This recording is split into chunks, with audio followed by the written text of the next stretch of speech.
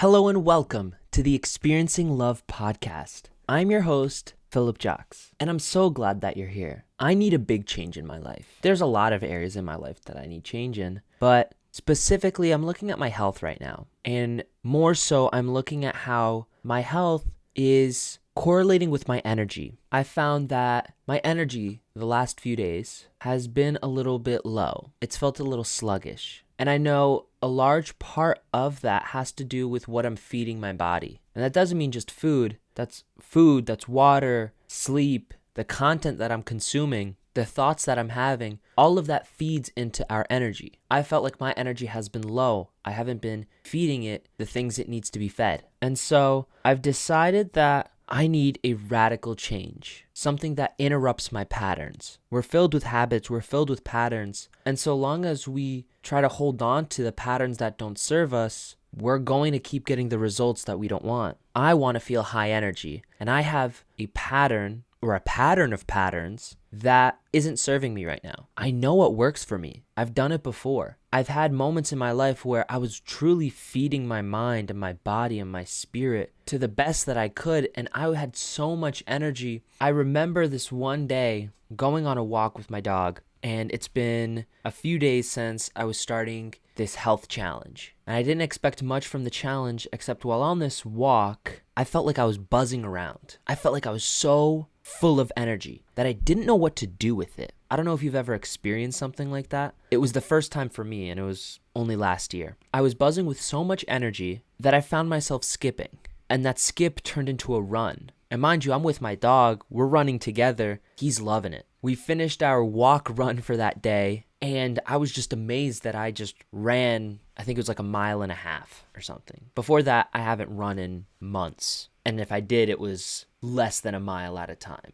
I was not a runner. And so for the next few days, while I would take my dog on a walk, I would keep running. And I got to the point that I kept increasing the distance. And I kept going and going. And I got to the point that I was running so much because I had so much energy that my dog actually stopped wanting to go on walks with me. Like, I would grab his leash and his harness and he would run away from me because he knew we were about to go for a run and he was not having it. He loved going on walks, yes. But as soon as we started going on runs, he's like, I'm out. I didn't sign up for this. Let's back this up real quick. And so I started doing walks with him and then runs on my own. And I remember it was one day shortly after that decision, I went on a 2.5 mile run. And I thought that was incredible. And I felt like I still had so much more energy, like I needed to burn it. So about 2 days later, I went on another run. And this time I did 5 miles. And so I'm on top of the world because 5 miles of just a run, like that wasn't a run walk. I was just running at a decent pace. And by decent, I think back then it was like maybe like a 10-minute, 9-minute mile. I was impressed with myself. And I got back home and I started saying,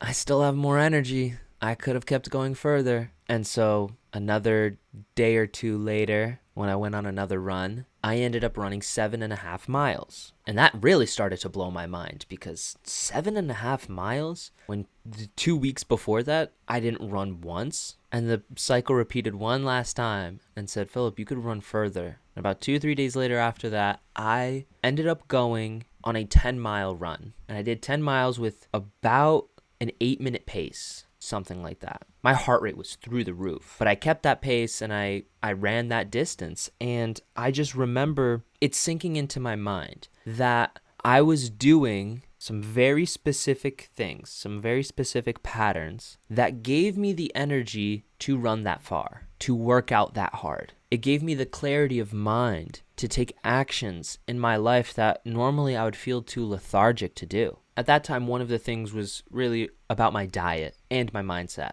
And I look now at what I'm doing now and what I'm feeding my mind now, and I just noticed that it's so different from what I was doing then. It was that slipping back into old patterns. So rather than just try to change 1 or 2 things at a time, sometimes for radical transformation, you gotta take radically different actions. If you want a different result in your life, you have to take new actions. And in order to take new actions, you have to think differently. You have to change your state. So the thing that I'm doing, the challenge that I'm giving myself over the next few days, starting tomorrow, is I'm going to be going on a water-only fast. I've done research on it a bunch in the past and doing even more now because I want to make sure to do it safely. And at the same time, I also want to detox my body. I want to make sure to safely give myself this reset. And I know that tomorrow and the day after, I'll feel those sensations, those detox sensations. But I also know that day 3 comes the real transformation, that real clarity of what I need to do and why I need to do it. I need that change because I'm at a point in my life that I need to take massive action, and I need as much energy as I can get to take those massive actions. I need to take care of myself. I need to be at 100%. Obviously not all the time, but as much as I can. I also think it'll be fun. And maybe the emotions in the moment won't be fun, but I know for me, the experience of learning is fun, and the experience of growing is fun, and just acknowledging an experience is fun for me. I love the opportunity to grow and to learn and to become a different version of myself. So I'm taking on this challenge as a way to be a different version of myself, to do a different action, to achieve a different result. Now that's just the start, this fast. Afterwards, I plan to change up how I eat on a day-to-day basis because I'm already getting a lot of sleep. And there are times that I feel as though I'm oversleeping to compensate for the other areas that I'm not feeding myself well. Every morning I start with priming myself for the day, making sure that my state is where it needs to be. And again, I want to trail that into the day rather than having it cut off early on when I go to eat and I'm not eating properly. I'm eating foods that don't serve me as well as other foods could be. So I just wanted to speak about that because I know that's going to affect how I think and feel for the next few days. Also, the way I treat this podcast is it's pretty much a diary entry at times. I have stuff to share, and I always hope that there's some valuable insights for people to glean. And at the same time, I understand that maybe not every single day is going to be valuable for every single person,